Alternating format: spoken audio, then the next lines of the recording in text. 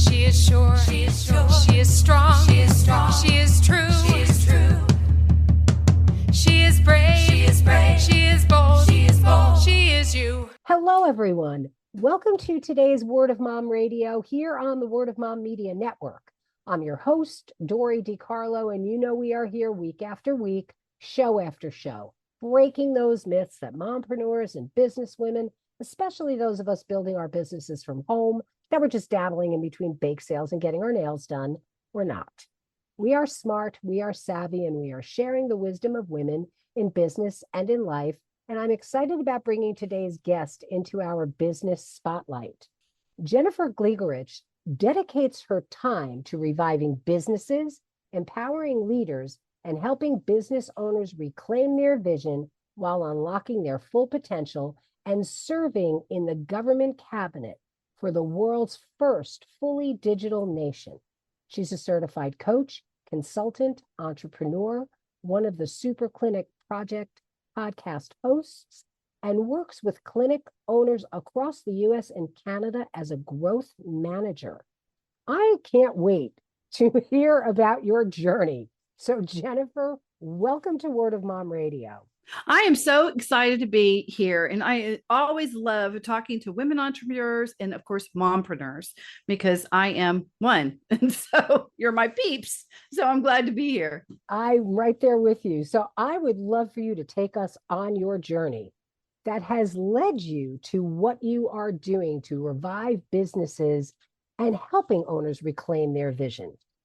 Well, I started out, I'll take you all the way back to the beginning, right? So my mother was an incredible entrepreneur. So she was a single mom of 5 kids, as one of the only, I have a very huge family. In fact, you'd probably think I had a silver spoon in my mouth. We have a reunion every single Christmas, and it was our 90th this last year, and like 200 people showed up.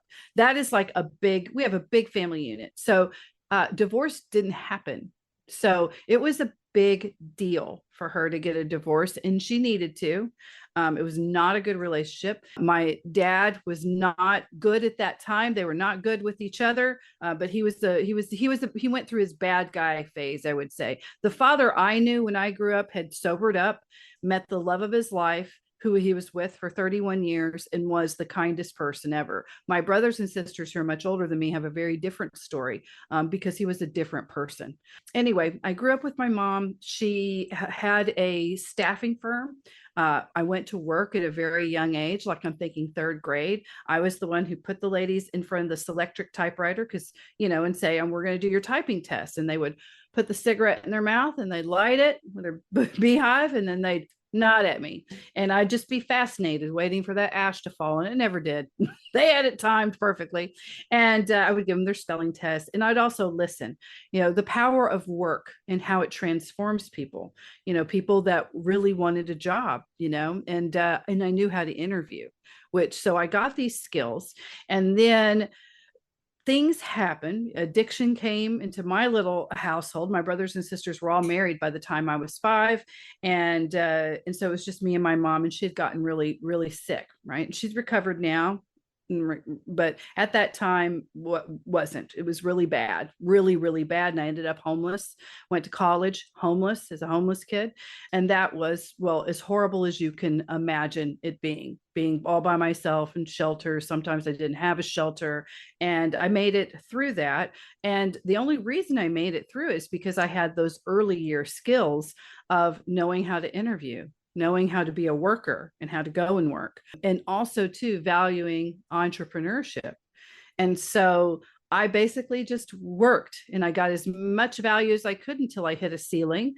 And for women, it happens pretty quickly, it used to. Let me put it to you. It used to happen really quick, and I was really good at figuring that out before I'd move on. I would never stay anywhere where I knew that there was no place else for me to go. Right. And so I did that until I landed in roles where I was helping transform companies. And I was very good from being homeless, right? Of blending in, because when you're a young girl, the best thing you can do is not being seen when you don't have protection. And you don't want people to notice you. I mean, there were times I would be on campus, literally having slept in a bush because I had no other place to sleep. And if somebody said, like, what are you doing? Oh, it was a wild party last night. And just, don't bother. And then I'm going to my class. Right. And I was good at that. And so that became good as a consultant and a crisis intervention person, which is what I was. I did crisis intervention for businesses where I physically in service-based businesses and clinical practices. So I've done everything from, just working in the service-based brick and mortar and then digital scaling after that.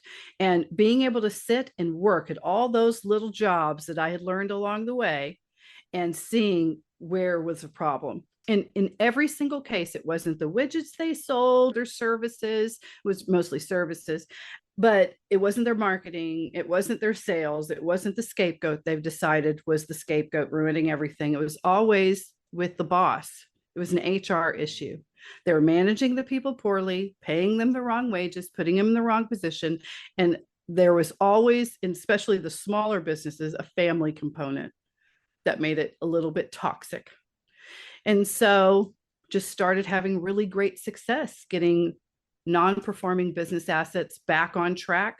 A lot of times business brokers would reach out to me or investors. I had VCs or angel investors saying, we have a non-performing business asset, please come in and let's do a turnaround. And so I did that. And now I'm mostly specialized just with certain service-based business owners and then clinics. And that's what I do.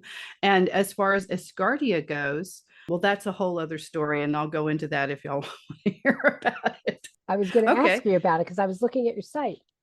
Yeah, please. Okay. So for Escardia is pretty interesting. I've always, I live in Galveston, Texas now, and I grew up in this area. My sister actually worked with astronauts. She's a scuba certified. So she'd be in the Johnson Space Center, the big pool that everyone sees. And she would be down there, helping them get ready for weightlessness there. And then in Florida, my dad worked as a pipe fitter at NASA at one point. So just growing up in that atmosphere space has always been interesting to me. And I had found this group. I think I had seen someone making fun of them on a late night TV show. It was probably Samantha Bee, really making fun of this group of people called Asgardians that were creating a digital nation. And she was like, she was really making fun of them. And I thought, but they seem pretty cool. Like maybe this is a LARP, kind of like we'll LARP it, what a space world will be. But I'm a real person that believes that one person can make a difference and that hope is not off the table, that the world is not really so corrupt and terrible. I mean, it's bad, but not so bad that one person or a group of people can't make a difference. So I thought, let me learn about it. So I went online and they have all these different groups and they said, well, we're looking for people in parliament. And I was like, oh, that would be cool. We'll make laws. And I started getting into it and I made a video and I campaigned to be on parliament. And then I was voted in by almost 1 million people. And I entered in with about 150 parliamentarians. And the first meeting, it was on Zoom. It was Lembic Opik, who is the speaker, head of parliament, and all these other people. And he's a British parliamentarian. I mean, he's famous. His parents are world famous mathematicians. He dated a Spice Girl. He was a coach on Big Brother. I mean, like we're talking really well-known people. And then other people came up and they're like, when I won the Nobel Prize, when I was in space, because they were cosmonaut and astronauts, and then there am I, an entrepreneur, business coach. And I immediately went, oh crap, this is real. This is real. And then I thought, I can be of service because they don't have one like me. So I had this imposter syndrome for just a little bit. And then I went, but I know how to do things. They don't have an intranet. They don't have a way to share things. So I built one from scratch, just using Google Sites to where any parliamentarian around the world could go in and see what laws were already being put in place. Because the idea is we need to have a human born in space. We need to fix that because of radiation, the Coriolanus effect. If you tilt your head, all of a sudden you're spinning an infinity, which a lot of people don't know it's a big problem in space. And how are we going to do that? But how are we going to protect Earth in the meantime? And how are we going to protect space from militarization? The last thing you want is the Coca-Cola wars. And that's what would happen, right? I mean, we know how it can go really, really bad. So we can work on it now. And if we can do it multi-nation, then it won't, then that has a lot of power, right? And so I started just working, and it was noticed. And so the actual government, the cabinet, noticed me, and I was invited to be a minister of one of the 12 ministers of cabinet. So now I'm the Minister of Equity and Resources, and I meet with the incredible Lena DeWin, who's she's actually our prime minister. She headed up all of Europe's UNICEF for quite some time. She's done a children's author. Her husband is a cosmonaut. She's very involved in space agencies and things like that. And everyone there is pretty luminary. They're really impressive. And then there's me championing my very American, I guess, ideals of we can do it, we can change the world, and we can make this for everyone, not just a couple of people. So that's what I do. Why is this important? Why is this something that could bring hope to millions of people? Well, I work, like in my daily work, I work with ethical entrepreneurship, and I think it can change the world. But I think for space, it is very important. Like right now, there are some major things happening with Space Force in the space race. So Asgardia was interesting. We're an unofficial UN observer, but we're also invited to a lot of these things with NASA and with different countries as they grow. And it's the lawyers that are going to win space. And what's actually happening is pretty interesting, but also pretty scary. Like a lot of people don't realize China sent up a 10-story rocket, but it was 10 stories. And then they lost complete control of it. They didn't abide by any of the rules, any of the noticing to any other. They were just doing what they're going to do. And it came down. And the crash site was this huge belt, which included New York City and all these cities around the world. And it could have wiped out millions of people. It didn't. Thank God it hit an ocean, but it was just luck. And that happened like a year and a half ago. So if we don't work to say, hey, you know what, there's a lot of us on this planet. Maybe, we should care about that and care about the space junk and care about all that other stuff. And put things forward for that is for everyone, then it's just going to become for a very select few. So even America, they want it for Americans, right? Which, great, I'm an American, but what if you're somebody else? You don't want, American space junk to wipe out an entire country, on the continent of Africa, right? No, that would be pretty bad. But if you don't think about those things and you don't have legislation, and there's people working on it right now for everything, then if you don't get your foot in the door now, it's going to be a deal. It's going to be a deal, and you're not going to be protected. And so we've been able to change some things and work with other people to say, hey, these are things to be thought of. And it's even delayed our own projects. We just put our national assets on the moon for Asgardia. So my face, my likeness, my bio, my DNA, all of that is in a little pyramid made out of glass that's supposed to last for 1 billion years. That's sitting on the Mare Crisium right on the moon. That happened on March 2nd, 2025, right? But all the legalese to get that done is now, we had to do some things and delay it and everything else to be able to do it because it's supposed to be for everybody, right? And so we need to keep on pushing for that. On that note, I want to take a quick break to say thank you to our supporters and think about what Jennifer's talking about. This is so interesting to me. We'll be back here in just a moment on Word of Mom Radio. She is brave, she is bold, she is you, and we want to tell your story. Are you ready to share your journey with us on Word of Mom Radio? Go to wordofmomradio.com and register as a guest. We want to tell your story because when you win, we all win. In 2017, Unsilenced Voices was formed to help survivors of domestic abuse and gender-based violence worldwide. The organization currently serves Sierra Leone, Rwanda, Ghana, and the USA. In 2022, Unsilenced Voices gifted over $33,000 to survivors in the USA. And in Sierra Leone, there are over 26 young girls who have been rescued from sex trafficking and domestic abuse and now going through vocational training school in order to better their lives. We need your help. Donations are critical in order for us to continue our work. We also need volunteers to help with research and development. Please visit unsilencedvoices.org for more information. And we're back here on Word of Mom Radio. We are talking with Jennifer Gligoric. Asgardia sounds so interesting. And you mentioned ethical entrepreneurship. And I know that you feel that that is the future of business. And I would love for you to talk more about that, because just the term itself, I absolutely adore. Well, ethical entrepreneurship is a lot more than, are you just not harming people? Are you not harming the planet? Are you being sustainable in what you do? You know, those are some basic things. They're basic business ethics, right? I'm talking about the true being an ethical entrepreneur where you honor yourself. And by honoring yourself, everything else falls into line. So as a coach and consultant, I run a real intense accelerator program. I also do one-on-ones, but one of the first things I'll ask a business owner is like, okay, so what do you really want? And they'll say $60,000 a month, $200,000 a month, you know, like, what do you want for the business? Okay, great. So besides the money, why are you doing what you do? So what is that money going to do for you? How is it going to change your life? But what are you actually doing?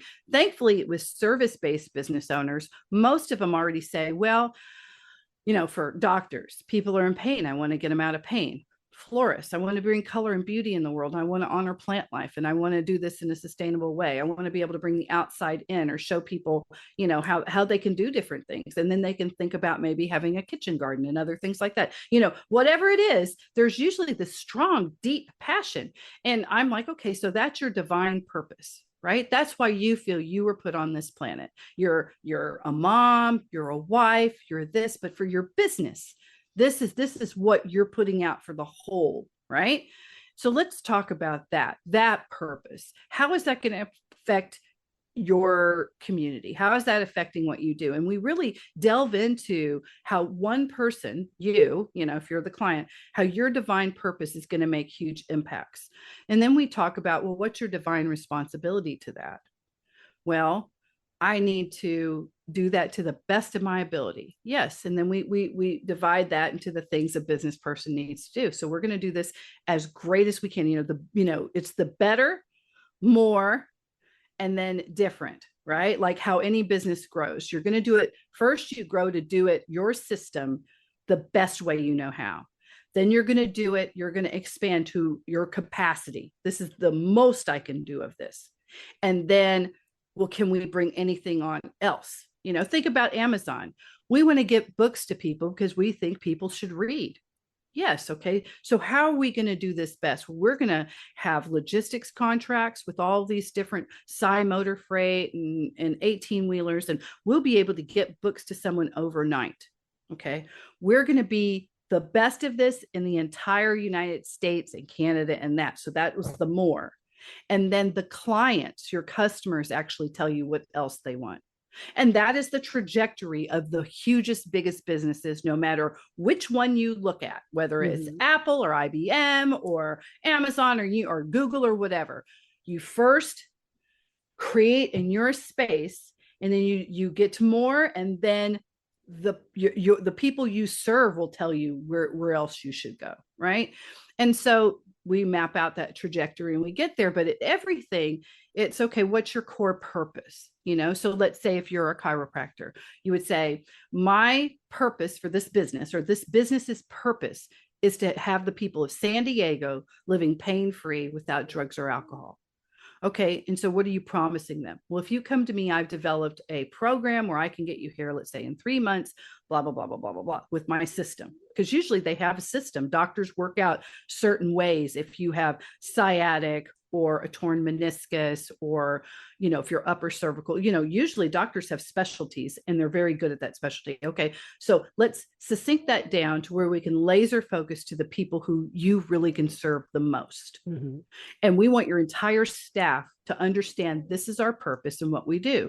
So if I'm working with the company and I'll, you know, say, okay, staff meeting, what's our purpose? And they go, or what do you, if I'm at a bar and I ask you what you do, what do you say? And they go, I work for a chiropractor. I'm like, wrong answer.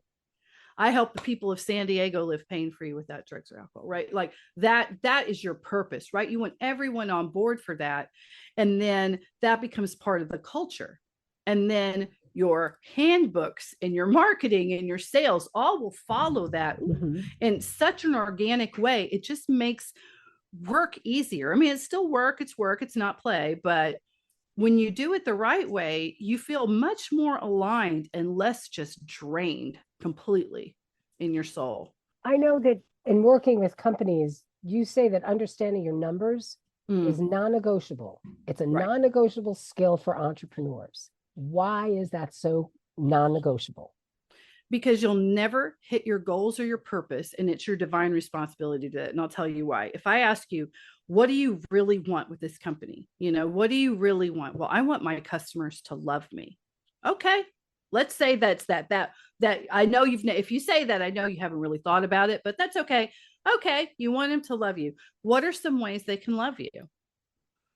Well, they'll just give me a lot of referrals. Okay. They'll give me lots of 5-star reviews. Okay. They'll stay through my entire program.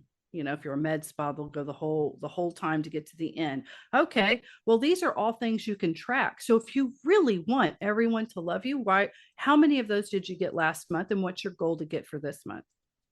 Oh, and that's how you do it. It's not hard. You just have to think about what you really want for that. You know, what's your purpose? I want to get people pain free. Okay, great. How are we going to start to do that? How do you know if it's working?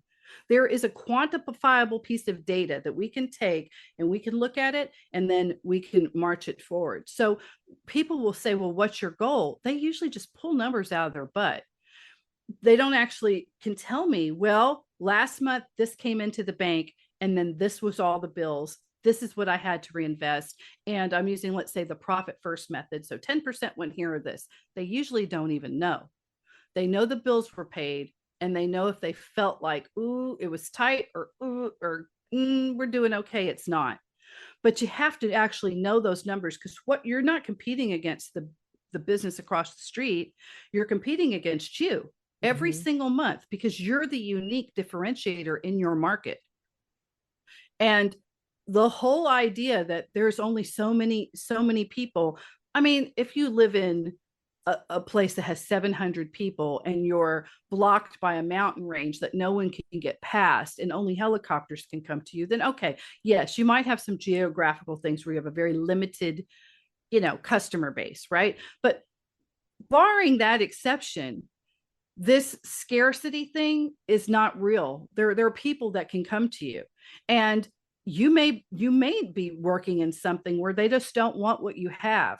When you're tracking it, you can find out a lot sooner if that's true, and then you can pivot to something else, or you can move, or you can do whatever, right?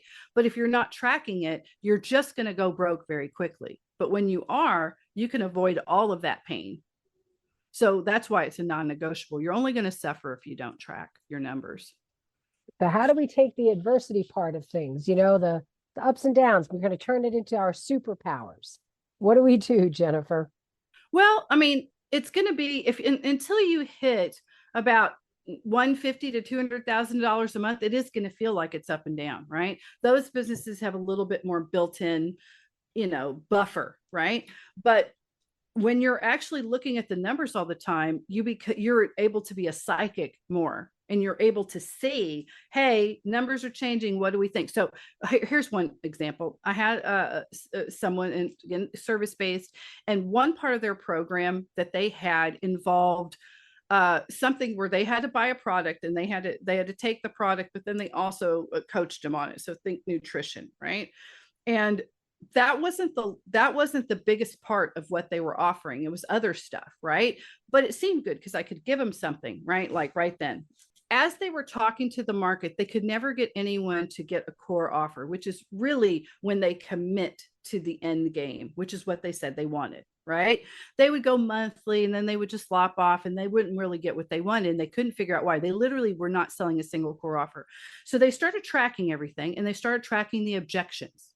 Like at the end of the day, they would say, I saw 2 new people, new clients, and one didn't show. And the one who showed, I didn't get them because they said this.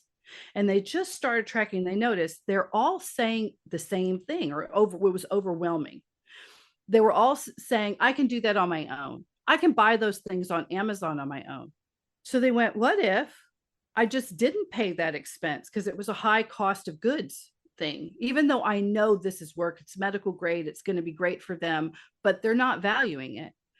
And I just put the price here. So I actually have a higher profit margin, but it's less for them. And it doesn't have this one portion that seems to really rub people the wrong way. 100% sell rate within the next month grew 30,000 in their business.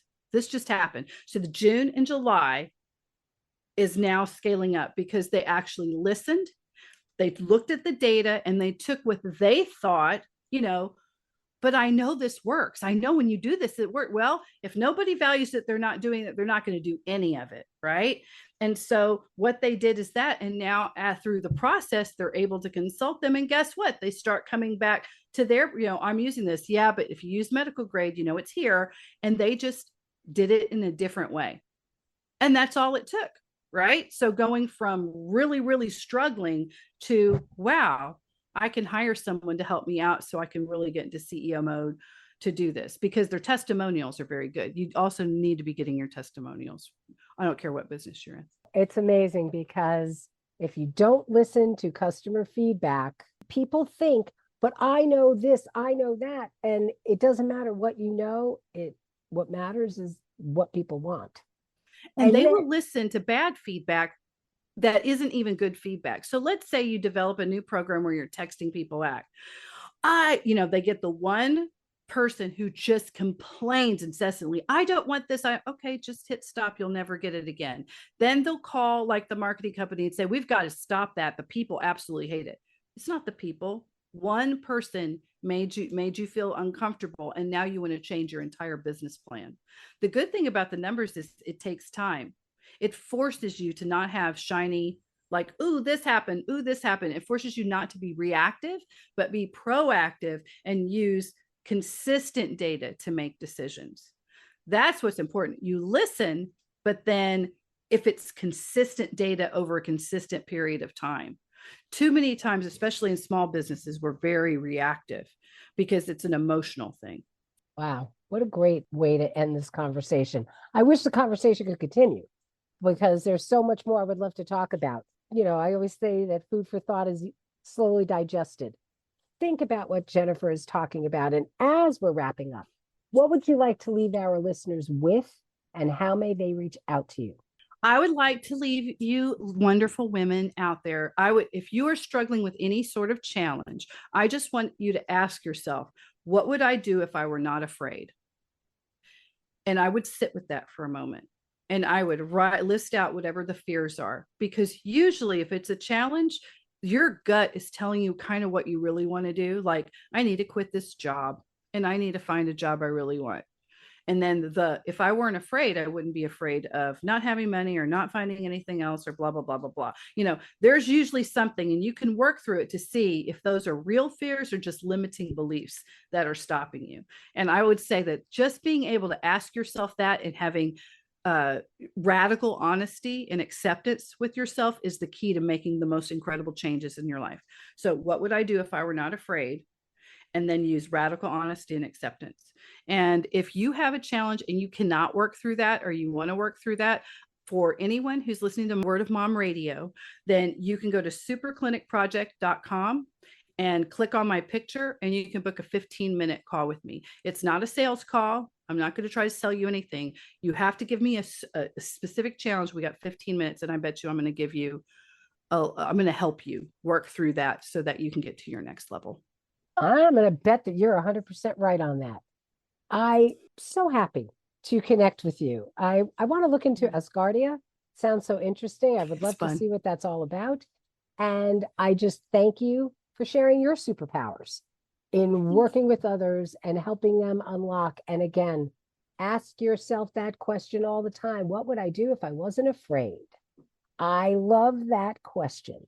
So again, Jennifer, thank you so much for sharing with us today on Word of Mom Radio. I really appreciate it. Thank you. My That's good. pleasure. And for all of you tuning in, thanks so much for being here. We're going to close out with our fabulous theme song from Smith Sisters and the Sunday Drivers. So till next time, this is Dori DeCarlo saying go out and create a marvelous you. Bye for now. She is sure. She is sure. She is strong. She is strong. She is true. She is true. She is brave. She is brave. She is bold. She is bold. She is you. She is you. She is you. She is you. She is sure. She is sure. She is strong. She is strong. She is true. She is true. She is brave. She is brave. She is bold. She is bold. She is you. She is you. She is you. She is you. Sure of herself, yeah, she takes care of biz. Powerful and strong, yeah, she knows who she is. Has integrity, woman strong and true. You know her by name, see this woman is you. She is sure. She is sure. She is strong. She is strong. She is true. She is true. She is brave. She is brave. She is bold. She is bold. She is you. She is you. She is you. She is you. She is sure. She is sure. She is strong. She is strong. She is true. She is true. She is brave. She is brave. She is bold. She is bold. She is you. She is you. She is you. She is you. Adds value and hope. Has proved to be brave. See, it's never too late. Never time to behave. Reaching for dreams. Doesn't matter the age. Believes in herself. Unleashed from her cage. She is sure. She is sure. She is strong. She is strong. She is true.